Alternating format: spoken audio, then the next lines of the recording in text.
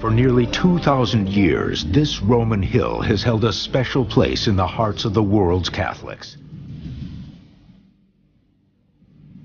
This is the Vatican. Every year, millions of people flock to its chapels and museums. But now we take you where tourists aren't allowed. Behind the closed doors of one of the world's most mysterious and secretive places. The Vatican is headquarters of the worldwide Catholic Church. It's where the Pope lives, works, and spreads the gospel.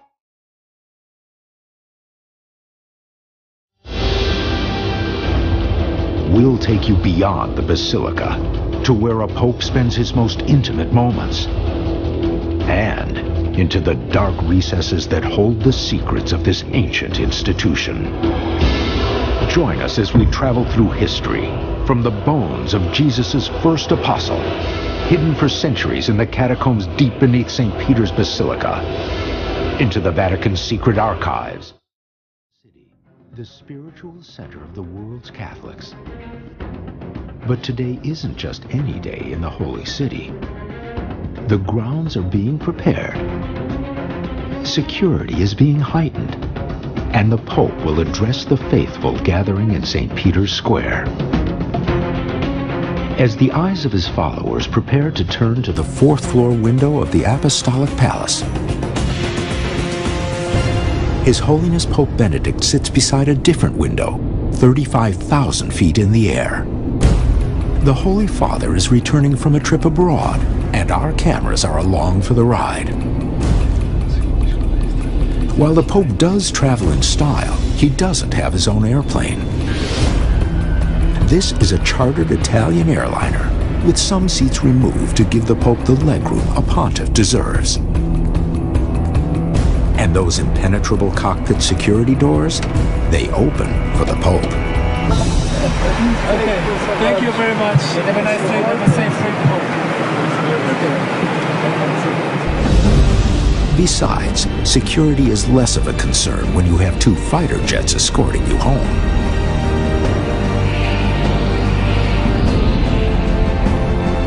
As the pontiff touches down in Rome, the Italian military gives the Pope a lift.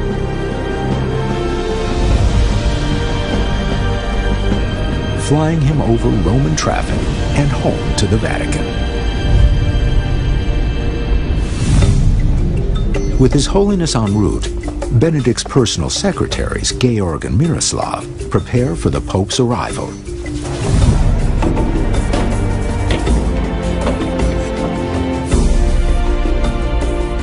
And while the crowd eagerly awaits a glimpse of the Holy Father, we take you inside the Pope's private office as he gathers himself for his weekly Sunday devotion, delivered from 4 stories above St. Peter's Square.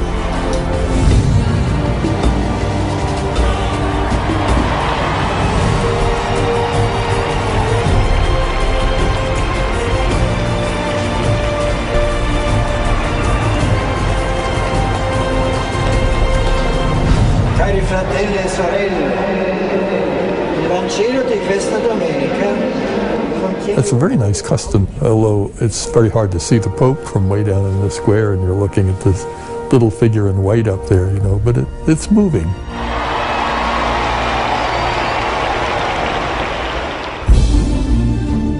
While it's the Pope's public face that brings crowds to the Vatican, it's what isn't public that draws even more attention. At just over 100 acres, 8 Vatican cities could fit inside New York's Central Park. And although it's the smallest country in the world, behind its walls are history's most closely guarded secrets, the most coveted of which are held in the Vatican's secret archives. For centuries, the Vatican's secret vaults have been the subject of speculation and conspiracy theories. Some think it houses valuable artifacts stolen from Jerusalem during the Crusades.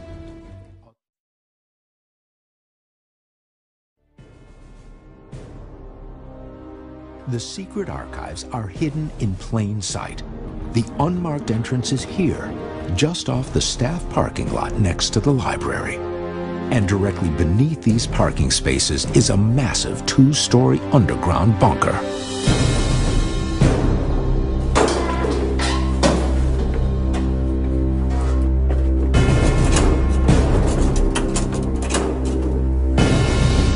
Only the archivists are allowed inside the vaults of the archives.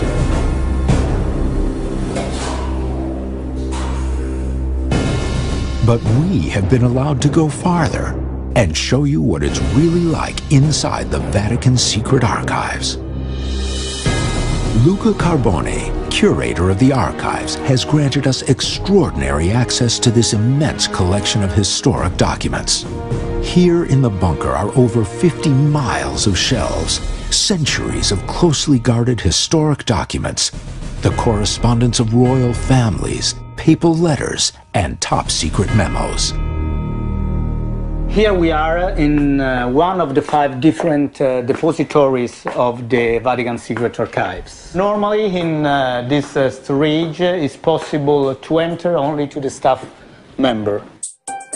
One of the archive's more remarkable documents is a handwritten note from Michelangelo, dated January of 1550, while he was building the Dome of St. Peter's.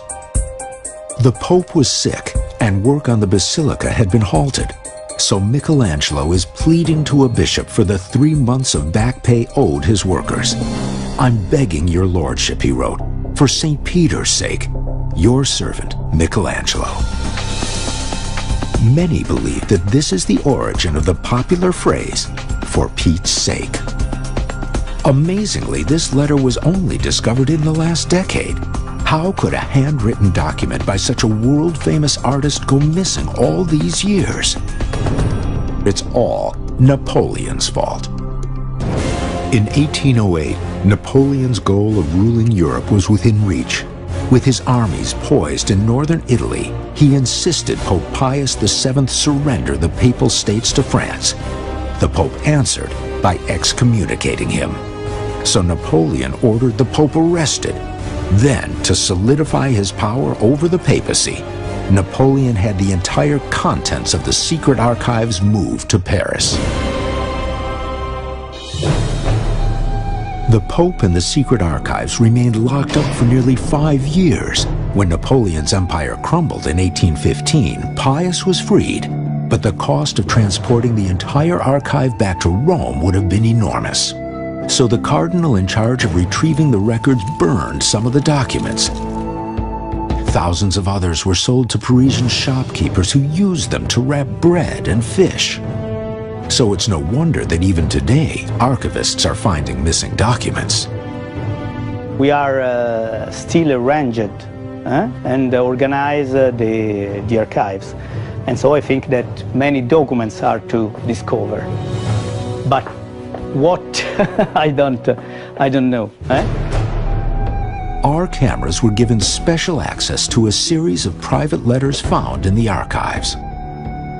The letters offer incredible insight into the Vatican's relationship with America, such as this rarely seen letter from the Civil War. The correspondence is so fragile it must be handled with white gloves. This letter is the letter of the President of the United States of America, Abraham Lincoln, to the Pope. It's dated 1863. With this letter, it's a formal letter, a bureaucratic letter, in which Lincoln presents to the Pope his a special envoy. The letter probably was written by the secretary of Abraham Lincoln. And the original signature of the President we can see on the other side with a different ink, and we have the original signature of Lincoln. When he sent the letter, the Civil War was raging. Confederate soldiers had invaded the North. The Union had suffered more than 250,000 casualties, yet Lincoln makes no mention of the bitter, deadly conflict.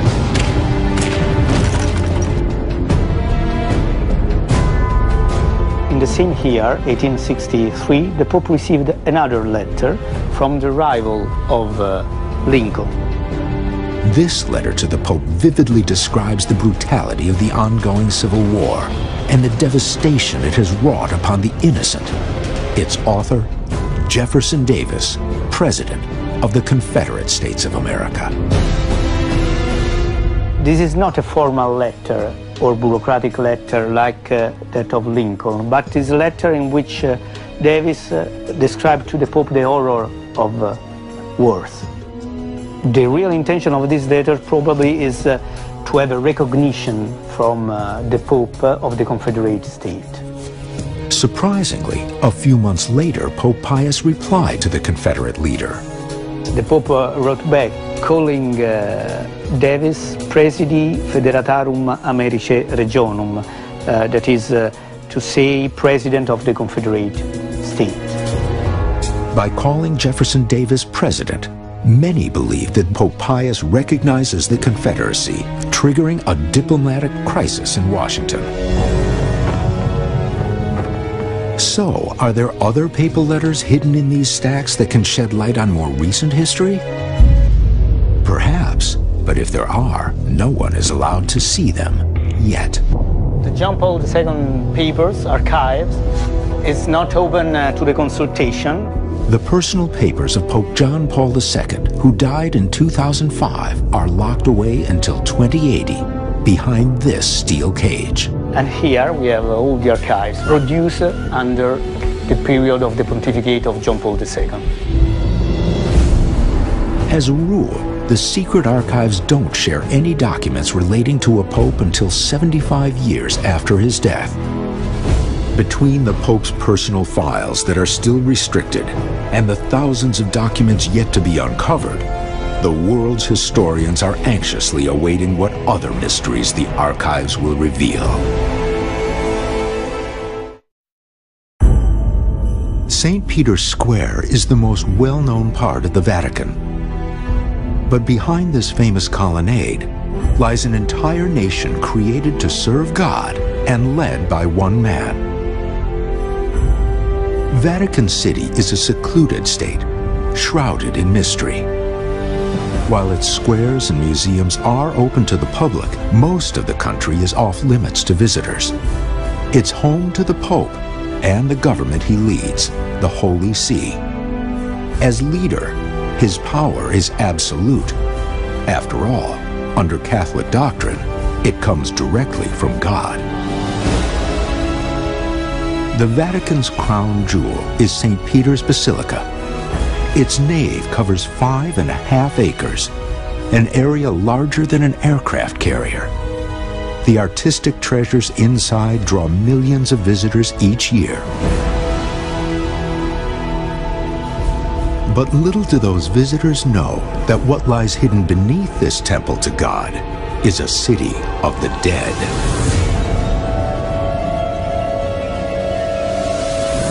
Vatican Hill was a necropolis. The original culture before Rome was there was the Etruscan culture, and they had a god, like the pagan gods, called Vatica, and she was the goddess of the dead, the goddess of the underworld. And so the Vatican Hill was where she lived. That's a good name for a cemetery. Today, St. Peter's Basilica sits atop that ancient cemetery and some of the most sacred figures in Catholicism. Located directly under Michelangelo's dome is the entrance to a labyrinth of caverns where cameras are usually forbidden. It leads to perhaps the most valuable treasure in the Vatican. Cardinal Angelo Camastri, the archpriest who runs the basilica, takes us through its grottos and into the Confessio, a sacred area normally restricted to the highest-ranking members of the Church. Inside is a clue that connects to Jesus himself. Siamo al centro della basilica. Siamo sotto il baldacchino del Bernini, siamo sotto la cupola di Michelangelo.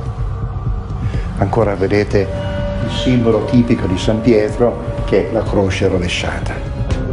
The story of this grand basilica begins in 64 AD when the mad Emperor Nero sets fire to a section of slums in order to clear space for a new palace. The fire burns out of control, nearly destroying Rome. Nero needed a scapegoat. And an emerging cult calling themselves Christians, led by Apostle Peter, is the perfect target. Peter is an outlaw. To be a Christian in that period of time, in the very early part of the Roman Empire, is to be a traitor. You are guilty of treason. It's a crime. Nero rounded up the Christians and had them publicly executed, including Peter, their 64-year-old leader, the first disciple of Jesus Christ. According to legend, Peter asked to be crucified upside down. He felt he wasn't worthy of dying like his Savior. Peter was supposedly buried in a shallow grave on Vatican Hill.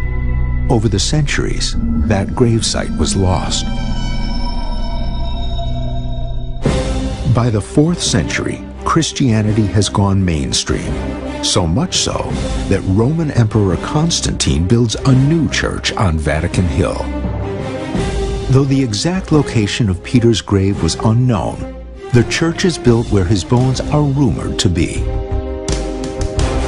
Constantine goes to where the local legends tell him to go, and he builds the first St. Peter's basilicas. Isn't it smart to really memorialize in a very physical way, because it's an illiterate population, the site where Peter was? By the 16th century, the papacy has become rich and powerful and begins building a new church worthy of its influence. This new St. Peter's is the Renaissance masterpiece that still stands atop the original basilica and what's believed to be St. Peter's grave. Cardinal Camastri takes us deeper into the grottos, where some of the original basilica still remains. Ci dirigiamo verso il luogo più sacro della Basilica di San Pietro. This most sacred place is the Clementine Chapel, which holds the original altar and the heart of the old basilica. Pietro è morto qui. Pietro qui è stato crocifisso. Il suo sangue si è impregnato con le zolle di questo colle. La sepoltura di Pietro è la ragione per cui è stata fatta la basilica. Dicevo che questo è lo scrigno che custodisce il tesoro della basilica. The treasure found here is not gold or silver, but something even more valuable that still lies buried beneath the chapel's altar. It was here in 1939 that a stunning discovery was made during the papacy of Pius XII. As workers dug under the grotto floor to make more room for the tomb of Pius XI, they began unearthing ancient bricks with mysterious inscriptions, and then bones. For decades, Vatican archaeologists excavated in secret beneath the ancient basilica's floor. What they found is incredible. Running beneath St. Peter's nave was a graveyard dating back to the time of Christ. Through a passageway next to the Clementine Chapel, Cardinal Camastri gives us a rare look into this once hidden maze of ancient catacombs. Adesso possiamo vedere da vicino il risultato degli scavi voluti da Pio XII. 30 feet directly below St. Peter's altar, archaeologists find a niche. On its wall, they discover crude etchings. Quelle sono scritte fatte da cristiani nel 200, 300 d.C. Hanno ritrovato una celeberrima iscrizione che diceva in greco Petros eini, Pietro è qui. But could this ancient graffiti really indicate the final resting place of St. Peter? È stato anche ritrovato un vano che dentro è tutto folderato di marmo, quindi vuol dire che era un vano nel quale era stato collocato qualcosa di prezioso. The niche held a box of bones.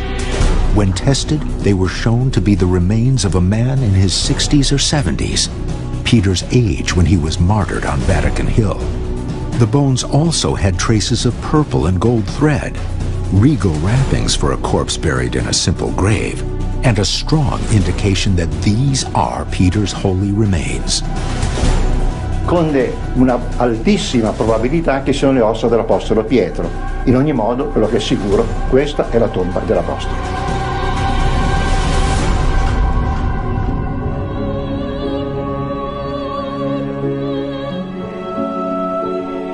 After visiting the burial site of the very first Pope, St. Peter, the Cardinal takes us to the resting place of the last Holy Father, John Paul II. Tra la prima tomba e l'attuale tomba sono passati 2000 anni di storia della Chiesa. Quante tempeste, quante bufere, quante persecuzioni, quante persone hanno pensato che la Chiesa stesse per finire. La Chiesa continua.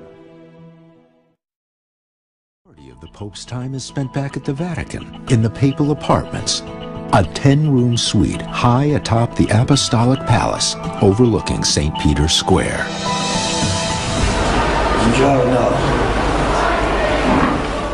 In this rare look inside Benedict's private study, we get a glimpse into the pontiff's typical workday. He is assisted at all times by two personal secretaries, Monsignors Miroslav Morzicki and Georg Gonswain. Or, as Vatican insiders have taken to calling him, Gorgeous George. Even for a modern pope, tradition dictates a classic approach. When composing papal letters and decrees, Benedict has no need for a computer. His communications are written by hand, with an inkwell and a fountain pen. Just a few steps away from the Pope's office is his living area. In his private dining room, he often welcomes cardinals and other guests for intimate dinners. It's very relaxed. Of course, you go in dressed in cassock, and you usually kiss the Pope's ring. But then he invites everybody to pause for a moment. He leads us in grace.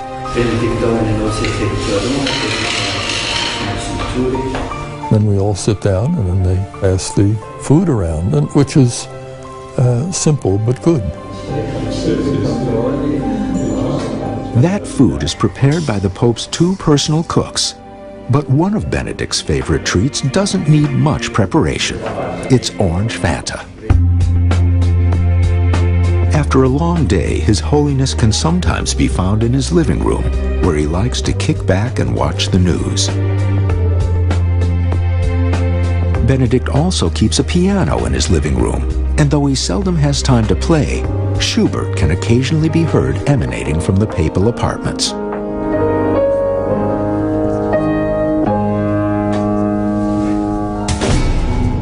Perhaps the Pope's most impressive room is an elaborate walk-in closet called the sacristy. Inside are some of Catholicism's most valuable treasures that have been handed down by popes for centuries. Brother Edward de Lang is an Augustinian monk who gives us special access to this priceless collection. This is not a museum. It is a treasury where the precious things meant for the Pope are kept. And most of the things here are still being used by the present Pope. In a tradition that dates back centuries, he and two other monks are charged with attending to the Pope's robes, mitres, and other accessories. Remarkably, caring for these precious items is the monk's only earthly responsibility.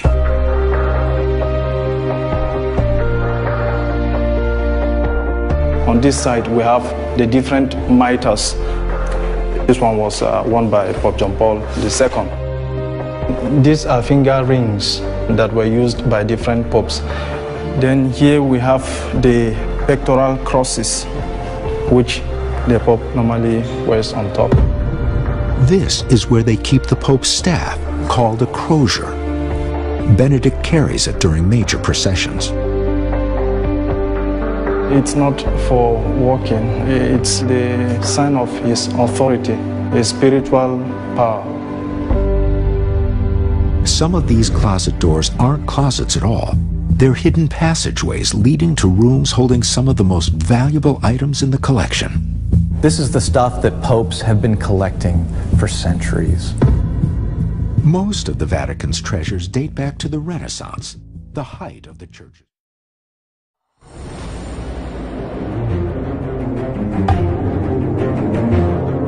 Deep inside the Vatican lies a room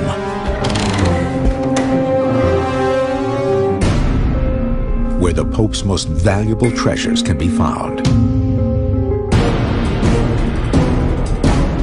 The shelves of the papal sacristy are filled with precious artifacts of silver and gold, priceless gifts from European monarchs dating back centuries. And this is just a fraction of the Church's wealth.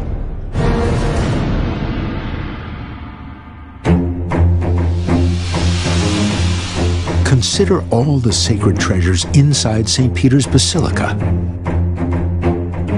or the thousands of irreplaceable masterpieces inside the Vatican museums.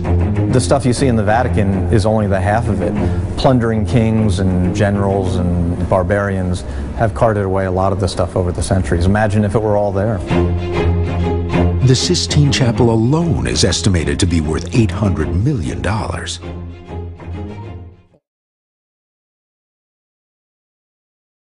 Sell all of this stuff and take the money and give it to the poor. Well, that's a nice idea, but the Vatican's great works of art are also the cultural heritage and legacy of Italy. The Pope really sees himself as the protector of this legacy.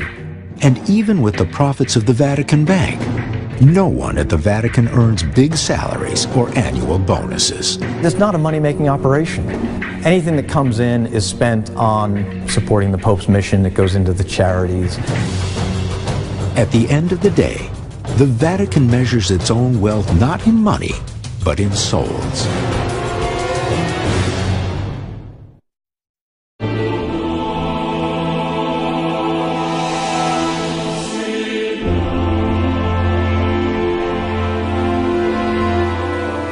Among the thousands of granite cobblestones in St. Peter's Square lies a single white slab. It marks the spot of one of the biggest security failures in the Vatican's history. At 5:15 p.m., shots ring out.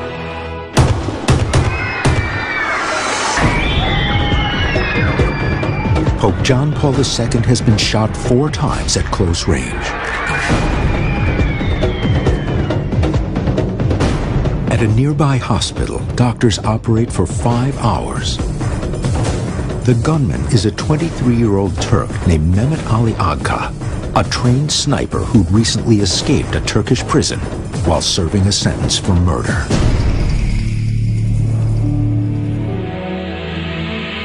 Thousands of Pope John Paul II's faithful followers gathered in St. Peter's Square to hold a tearful vigil and await news of their spiritual leader's fate. It was like the end of the world. Whether he would live or not, it was a very, very difficult time.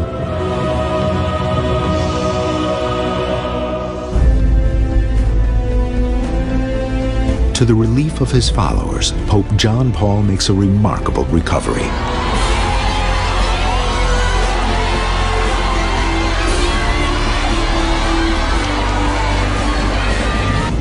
But for the men protecting the Pope, nothing will ever be the same again.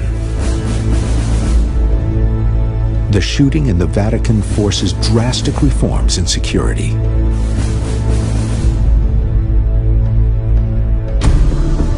Later that year, the Vatican introduces a new security measure that fascinates the public. It's called the Pope-mobile.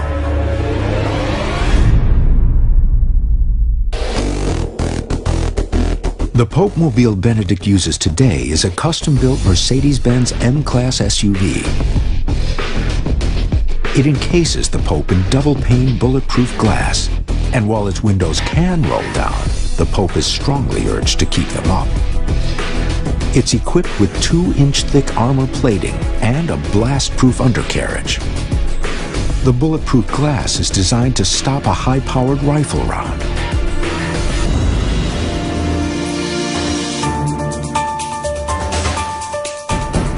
When holding public audiences in St. Peter's Square, Pope Benedict prefers to use an open-top car, making him more accessible to his flock. It also makes his security detail nervous.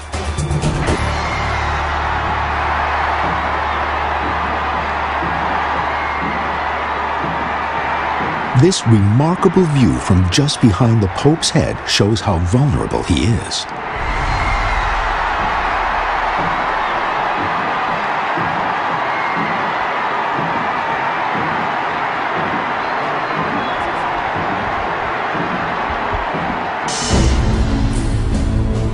The man ultimately responsible for his safety is Dr. Domenico Gianni, director of the Vatican Gendarme. The Gendarmeria Corps is the police of Vatican State and is in charge for all the matters regarding the security. Members of the Gendarme always maintain a watchful eye because, believe it or not, when measured against its tiny population, Vatican City has the highest crime rate in the world. That's because the millions of tourists that stream through St. Peter's and the Vatican Museum each year are a tempting target for pickpockets. But the gendarme's chief concern is ensuring the security of the Holy Father. On Christmas Eve of 2009, a 25-year-old Swiss woman jumped the barriers inside St. Peter's.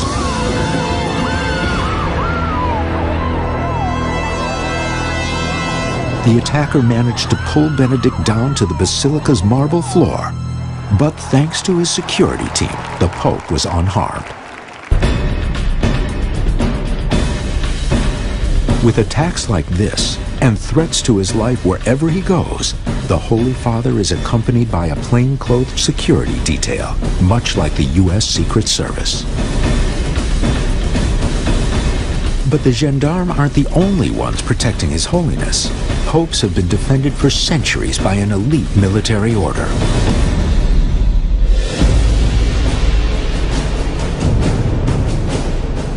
They are called the Swiss Guard. The Swiss Guard serves the Pope exclusively as his personal protectors. All 135 of them are in fact Swiss. And all have undergone military training in the Swiss Army.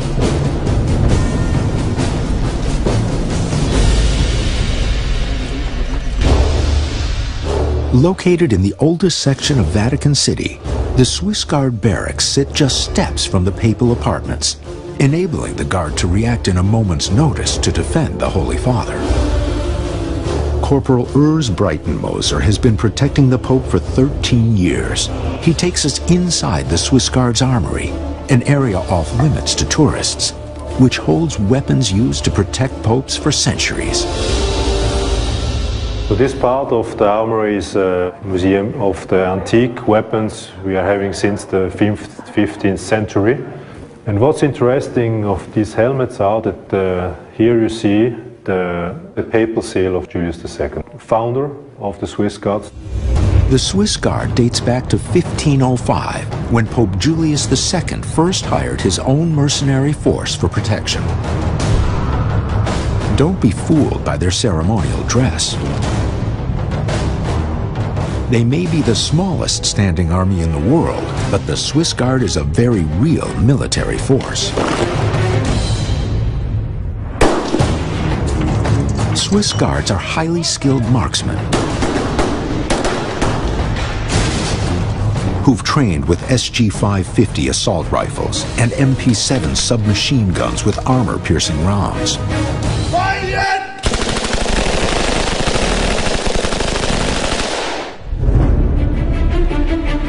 Every year on May 6th, the Guard holds a very special ceremony, closed to the general public. It's a sacred ritual as the Pope swears in the newest members of the Swiss Guard. The first time I was close to the Holy Father, it was a great emotion to salute him, and it was incredible. The date holds special significance for the Guard.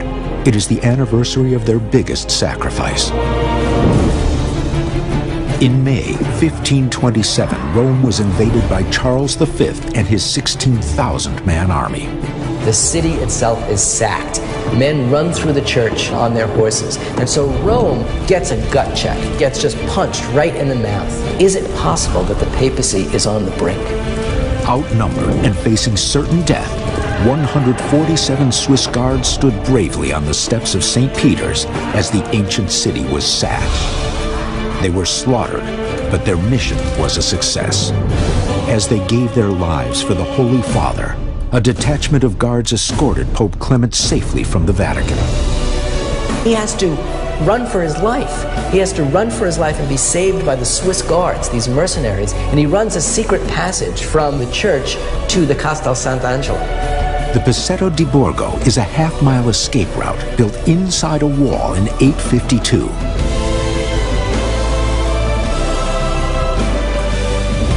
This once secret escape leads from the Vatican to the heavily fortified Castel Sant'Angelo. Here, Pope Clement held out against the invaders for 8 days before surrendering. But the Swiss Guard and the Passetto had saved his life.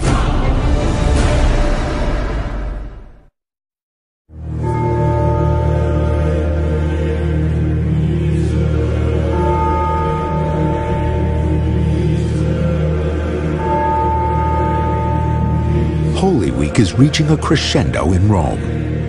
Easter Sunday is near. But inside the papal apartments, John Paul II is dying.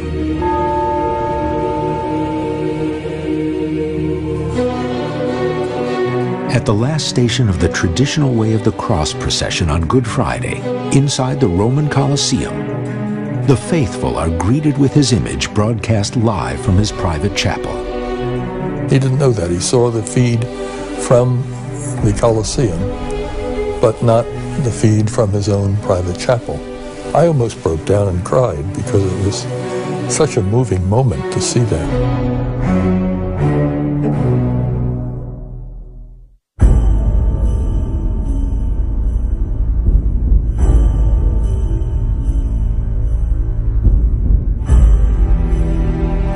2 days later, the Pope appears at his window, determined to bless the crowd.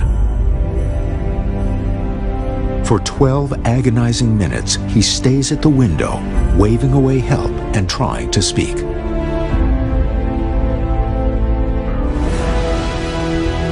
It will be his last public appearance.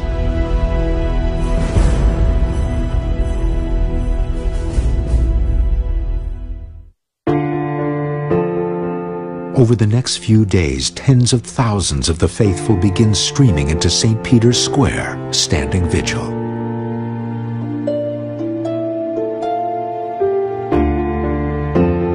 On April 2nd, at about 3:30 in the afternoon, the Pope whispers to his two faithful assistants, "Let me go to my Father's house." And he slips into a coma. At 9:37 p.m., Pope John Paul II is declared dead. At 37 minutes past 9, our beloved Holy Father, John Paul II, returned to the house of the Father.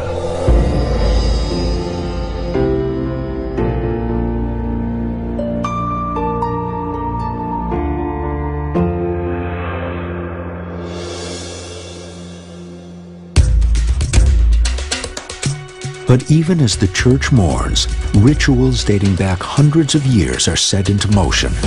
Rituals that will ensure a smooth transition of the papacy.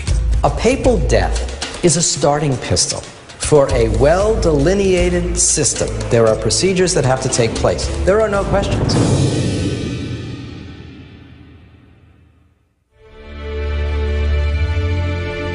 In the Pope's chapel, the papal household and cardinals offer their last prayers over his body.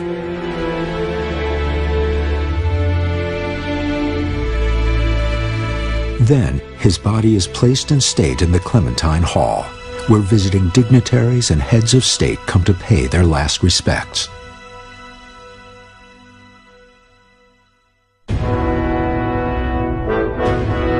And at last, the body is moved to St. Peter's Basilica, where the public may mourn their fallen leader.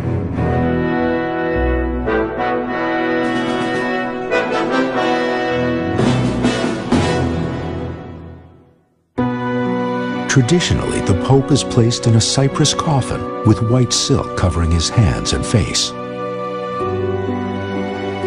When the last prayer has been recited, the Pope is carried down to the catacombs beneath St. Peter's, where he is finally laid to rest.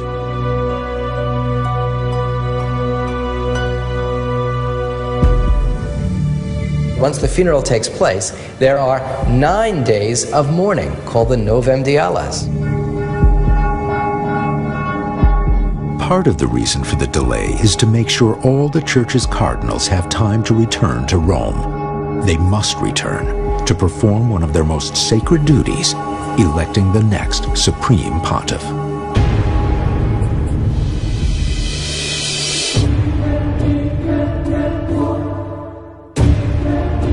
It is called conclave, a 1,000-year-old tradition full of ritual that continues today.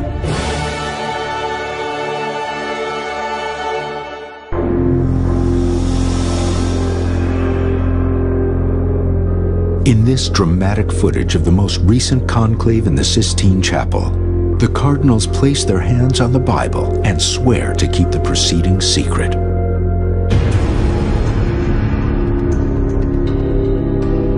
Once the last prayers are said, the papal master of ceremonies pronounces the famous words, Extra omnes. Latin for, quite literally, everybody else get out. The term conclave comes from the Latin cum clave, with a key. Under the watchful figures of Michelangelo's fresco, The Last Judgment, the cardinals are locked up.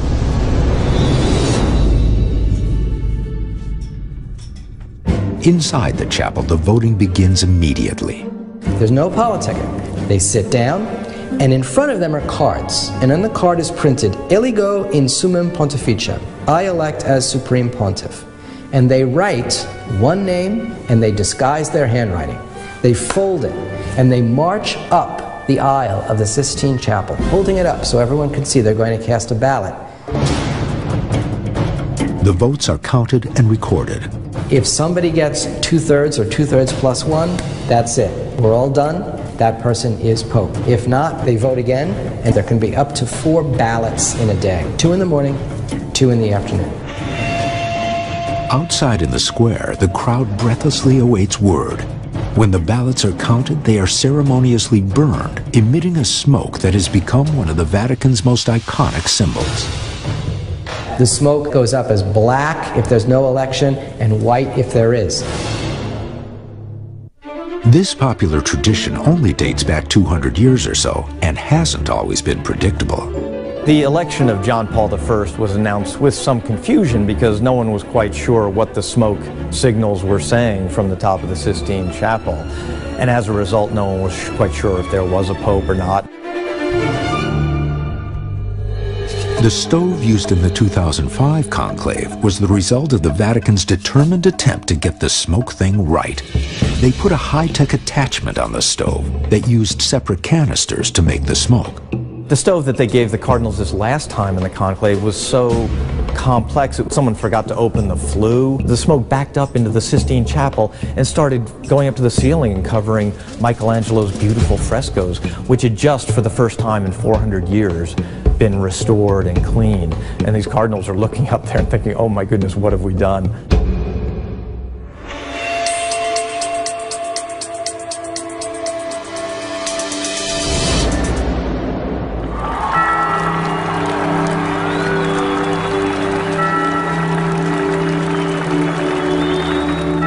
While the crowds outside wait eagerly to meet him, the new pope retires to a small room off the chapel. Here, he is dressed in his new white vestments. It's not like the American president, who's elected on a Tuesday in November, but doesn't take office until several months later, on January 20th.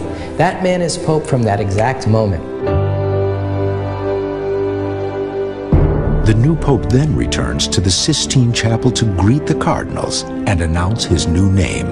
Once a man is elected pope, he's asked, by what name will you be known? So why does the pope change his name? In 533, a man was elected pope, and his name was Mercury. And they thought it was a pretty bad idea to have a Roman pagan god as your pope. So he took the name John. He was John II. The last pope who didn't change his name was in the 1500s.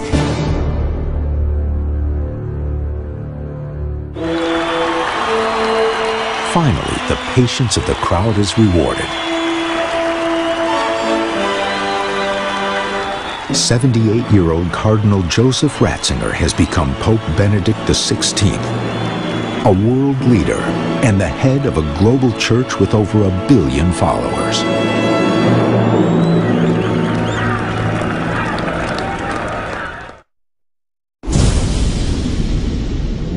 Many assume that the Vatican, the iconic stronghold of Christianity, is no friend to science. But contrary to this popular belief, the Church has a scientific tradition that goes back centuries. Rising up out of the long halls of the Vatican museums, this square tower is off limits to the hordes of tourists passing below. But inside is one of the most remarkable rooms in the Vatican.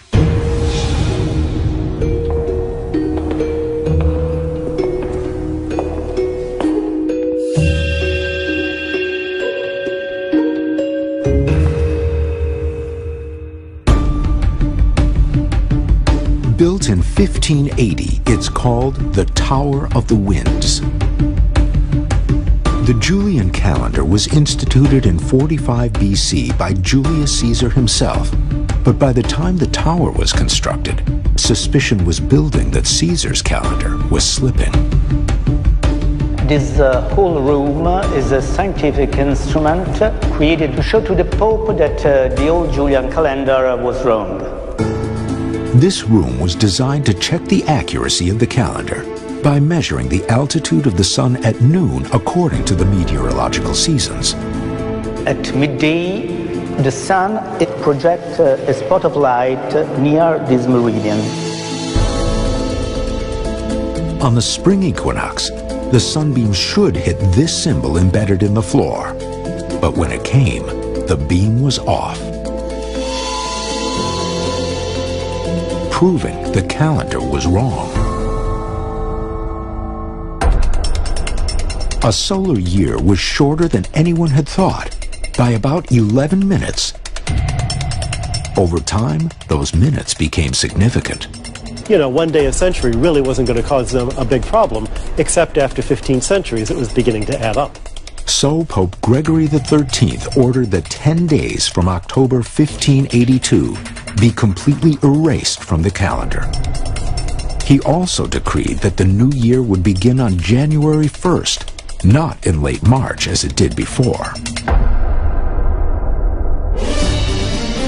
The Protestant American colonies were slow to adopt the Pope's new system and used the old calendar for the next 200 years, celebrating the new year at the end of March. The Americans were considered fools, which is likely how April 1st became known as April Fool's Day.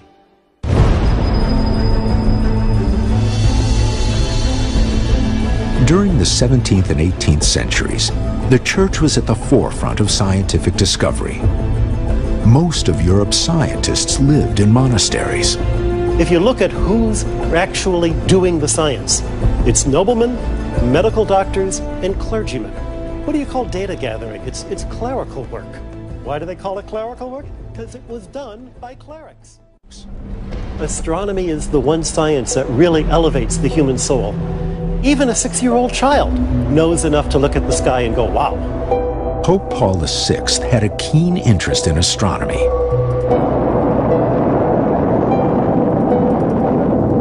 And when man first ventured into the heavens, it's one small step for man, one giant leap for mankind. He was one of the first to address the astronauts on the moon. Greetings and blessing to you, conquerors of the moon.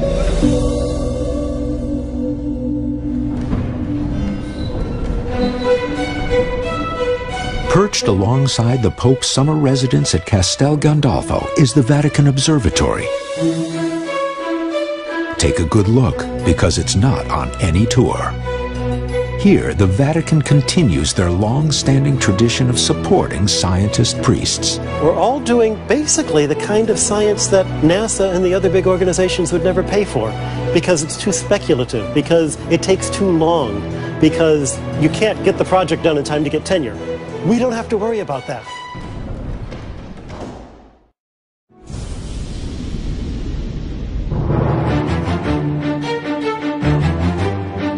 The point of the papacy and of the church is to bring people to salvation, to get them to believe in Jesus Christ as their Savior, so they'll be saved in heaven. Spreading the word of Catholicism, the Church uses whatever tools are at its disposal. In a culture that values celebrity, the Pope becomes a celebrity. I mean, this is what the Pope does. They take advantage of the culture and the media of the time to preach the gospel. Today, the Pope is a worldwide celebrity. Everywhere he goes, he is greeted by throngs of people.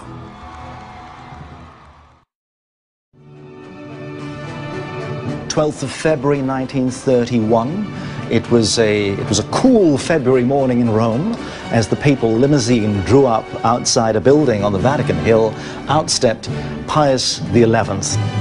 Pope Pius XI thought it would be very important to use this new instrument of radio to be able to communicate to people beyond the borders of Vatican City, beyond the borders of Italy. He was the one who called the Nobel Prize winner for physics, Guglielmo Marconi, to come and set up the radio station for him. We forget how important Marconi was in 1929. He was the Bill Gates of technology. He was the Graham Bell of technology. So he gets a phone call from the Pope, Pius XI, and says, I've heard about this invention. I don't understand how it works, how these radio waves work, but I know what it can do for me. It can get my message to the ends of the earth. Marconi works for 2 years to set up Vatican Radio, and this is the microphone that Pius XI uses to broadcast his first ever radio message. For the first time in history, Catholics around the world could actually hear the Pope's voice. Most Catholics until 150 or 200 years ago didn't know who the Pope was. They didn't know his name. You can only imagine the excitement of hearing the Pope's actual voice. It was revolutionary.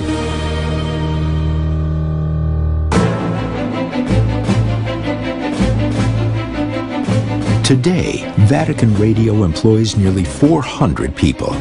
For the Pope, it remains the most effective way to preach the gospel. Sean Patrick Lovett is responsible for broadcasting the Pope's message to the farthest reaches of the globe. And today, he's invited our cameras backstage.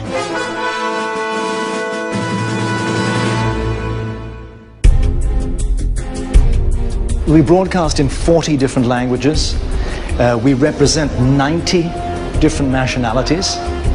So it really is like a miniature United Nations inside here. In many of the countries the Vatican hopes to reach, radio is the only link to the outside world, which is why the Vatican spends $25 million a year on this operation, nearly 1/12 of its entire budget. Radio is the one technological means that continues to adapt itself to modern needs and the modern times. Radio is still the medium that the Vatican uses to reach beyond all borders. But it was television that turned the Pope into a celebrity. Television in particular has really transformed the papacy. Now you've got popes who are media stars virtually, jetting around to the flock around the world. The Pope, in a way, has become everybody's parish priest. The undisputed master of the airwaves was Pope John Paul II. The camera turned the charismatic communicator into one of the most popular popes ever. John Paul II, because he had been an actor, had that gift for being able to communicate to people using theatrical skills without being theatrical. His kneeling down to kiss the ground, his leaning over to kiss sick people. He was a master of the symbolic action. And that was perfect for television.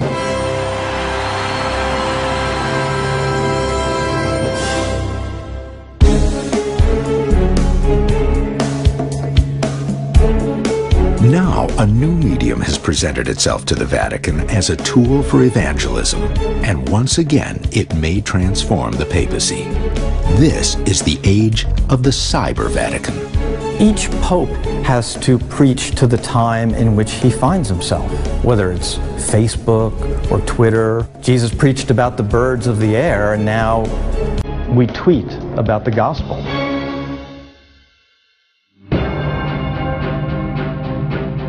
For nearly 2,000 years, the Pope's message to the masses has been a one-way dialogue. But now, with the internet, the masses can talk back. The message remains the same, the medium changes.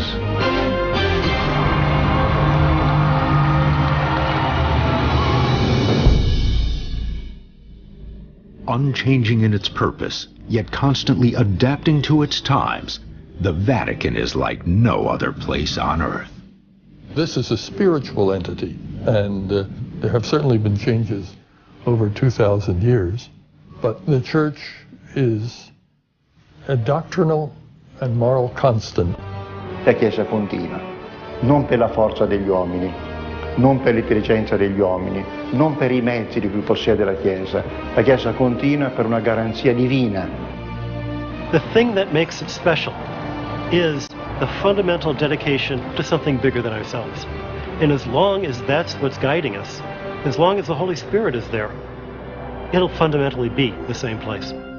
The Church is trying to be in the world, but not of the world. And what's immediately important with what's important in the long term, that's something we all struggle with in our lives.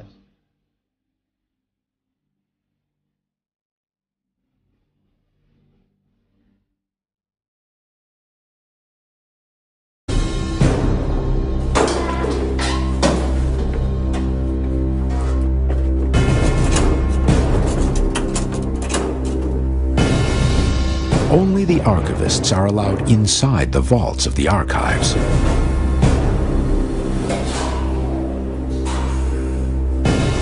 But we have been allowed to go farther and show you what it's really like inside the Vatican's secret archives. Luca Carbone, curator of the archives, has granted us extraordinary access to this immense collection of historic documents. Here in the bunker are over 50 miles of shelves, centuries of closely guarded historic documents, the correspondence of royal families, papal letters, and top-secret memos. Here we are in one of the 5 different depositories of the Vatican Secret Archives. Normally in this storage it's possible to enter only to the staff member. One of the archive's more remarkable documents is a handwritten note from Michelangelo, dated January of 1550, while he was building the Dome of St. Peter's. The Pope was sick, and work on the basilica had been halted, so Michelangelo is pleading to a bishop for the 3 months of back pay owed his workers. "I'm begging your lordship," he wrote, "for St. Peter's sake, your servant, Michelangelo." Many believe that this is the origin of the popular phrase, "for Pete's sake." His Holiness Pope Benedict sits beside a different window, 35,000 feet in the air. The Holy Father is returning from a trip abroad, and our cameras are along for the ride. While the Pope does travel in style, he doesn't have his own airplane. This is a chartered Italian airliner, with some seats removed to give the Pope the legroom a pontiff deserves. And those impenetrable cockpit security doors, they open for the Pope. Okay, thank you very much. Have a nice trip, have a safe trip home. Besides, security is less of a concern when you have 2 fighter jets escorting you home.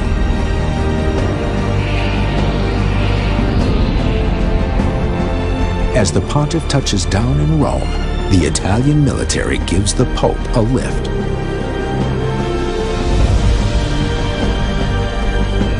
Flying him over Roman traffic and home to the Vatican. With His Holiness en route, Benedict's personal secretaries, Georg and Miroslav, prepare for the Pope's arrival.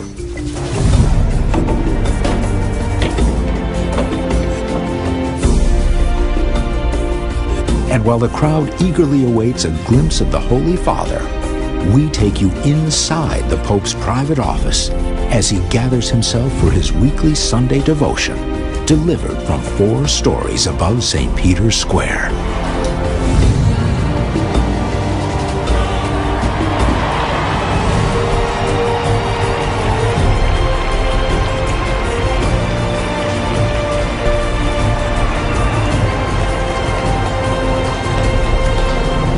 Cari fratelli e sorelle, il Vangelo di questa domenica contiene... It's a very nice custom, although it's very hard to see the Pope from way down in the square, and you're looking at this little figure in white up there, you know, but it's moving.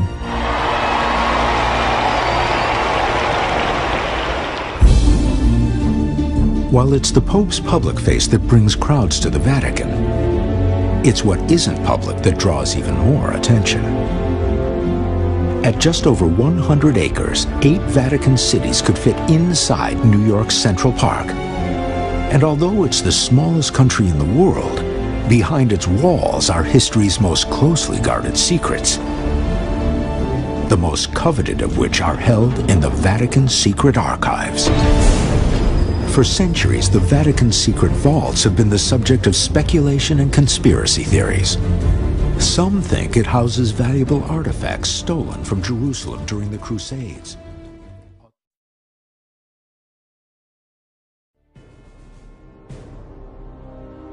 The secret archives are hidden in plain sight. The unmarked entrance is here, just off the staff parking lot next to the library. And directly beneath these parking spaces is a massive 2-story underground bunker. For nearly 2,000 years, this Roman hill has held a special place in the hearts of the world's Catholics. This is the Vatican. Every year, millions of people flock to its chapels and museums. But now we take you where tourists aren't allowed. Behind the closed doors of one of the world's most mysterious and secretive places. The Vatican is headquarters of the worldwide Catholic Church. It's where the Pope lives, works, and spreads the gospel.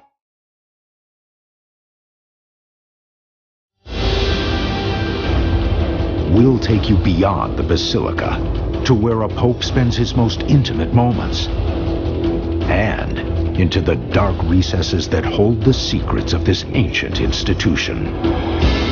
Join us as we travel through history, from the bones of Jesus' first apostle, hidden for centuries in the catacombs deep beneath St. Peter's Basilica, into the Vatican's secret archives. The spiritual center of the world's Catholics. But today isn't just any day in the Holy City. The grounds are being prepared. Security is being heightened. And the Pope will address the faithful gathering in St. Peter's Square. As the eyes of his followers prepare to turn to the 4th floor window of the Apostolic Palace, amazingly, this letter was only discovered in the last decade. How could a handwritten document by such a world-famous artist go missing all these years? It's all Napoleon's fault. In 1808, Napoleon's goal of ruling Europe was within reach. With his armies poised in northern Italy, he insisted Pope Pius VII surrender the Papal States to France. The Pope answered by excommunicating him. So Napoleon ordered the Pope arrested. Then, to solidify his power over the papacy, Napoleon had the entire contents of the secret archives moved to Paris. The Pope and the secret archives remained locked up for nearly 5 years. When Napoleon's empire crumbled in 1815, Pius was freed, but the cost of transporting the entire archive back to Rome would have been enormous. So the cardinal in charge of retrieving the records burned some of the documents. Thousands of others were sold to Parisian shopkeepers who used them to wrap bread and fish. So it's no wonder that even today, archivists are finding missing documents. We are still arranged and organize the archives. And so I think that many documents are to discover. But what, I don't know. Our cameras were given special access to a series of private letters found in the archives. The letters offer incredible